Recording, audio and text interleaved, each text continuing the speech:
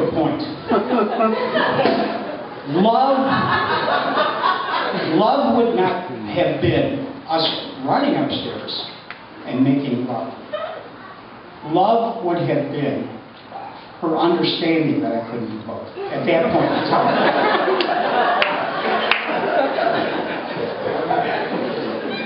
There's something else I want to share with you. I have to make this shorter because I'm in pretty good health. I stopped smoking when I was 11. That's why I look so young. But it made me shorter. You know, I used to steal cigarettes when I started at 9 years old. Okay, I want to share this with you guys. I want to give you a little perspective. We're from Buffalo, New York.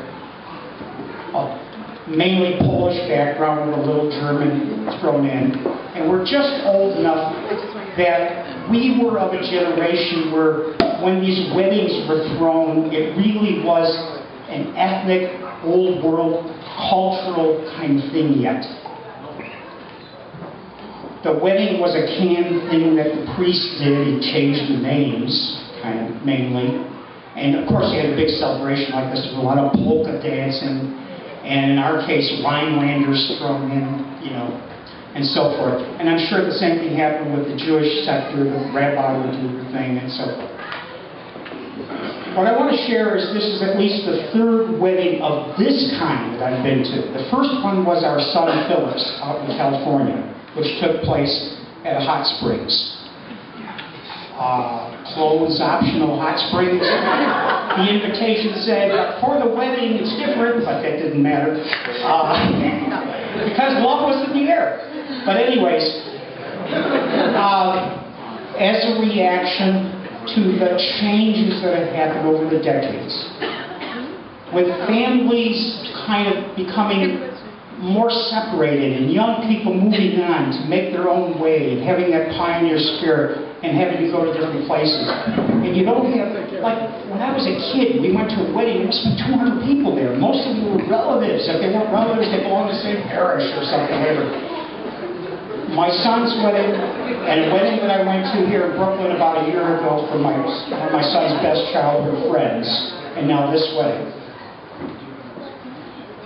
These are situations where the young people getting married don't have that big immigrant family and people that came from the same village in the old country anymore.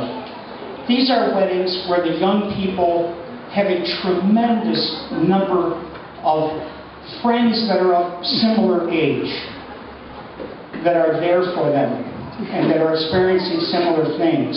And it's a new kind of a family thing that isn't a family. I don't know how to explain it.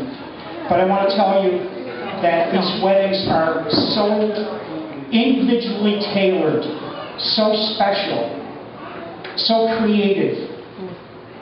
And I just want to tell you how that makes me feel. I want to share that with you.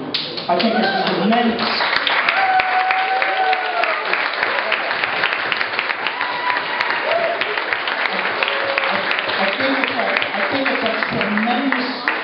Tremendous part of the contemporary American scene. You're all there for Hadi and Michael, and I know they're there for you, and it's just a wonderful thing. I want to say one other thing. Hadi and Michael, I don't know where you are. Where are you? Are they still here? Did they run off already? Okay. Hadi and Michael, I know you're not going to take this advice. That's why I'm giving it. I'm willing to make a fool of myself. Marriage is hard work. Sylvia and I have been together for 40-something years. I'm not trying to take applause. I'm saying we've been together for 40-some years. I know there are some people here tonight who were not together that long for whatever reason. And what I want to say to you is their experience as legitimate as ours, the reasons are whatever they were. But Hadi and Michael, starting today, it's a different relationship you have. This isn't romance anymore. This is beyond that. You made a commitment to each other.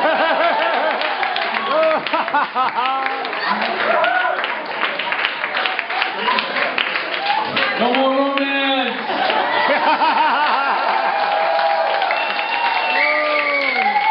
From this day forth!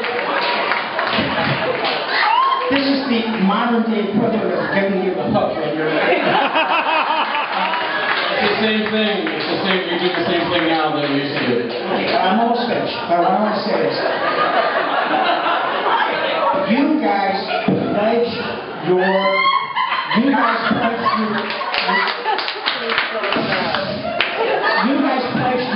relationship to each other, your commitment, in front of all of us as witnesses. Marriage is hard work.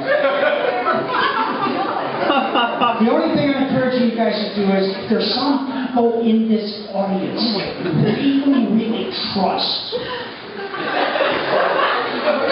like maybe there's one, sometime along the way, if there's a hill that's a little harder to climb, I just want to encourage you to reach out and try to draw from whatever that experience is. It might be somebody older who's either survived it or didn't survive it as long, and you want to see what their perspective is now, because their perspective could be very different now. Or it could be people that are your age that are going through the same thing. Just don't be afraid to reach into the strength of this audience here tonight.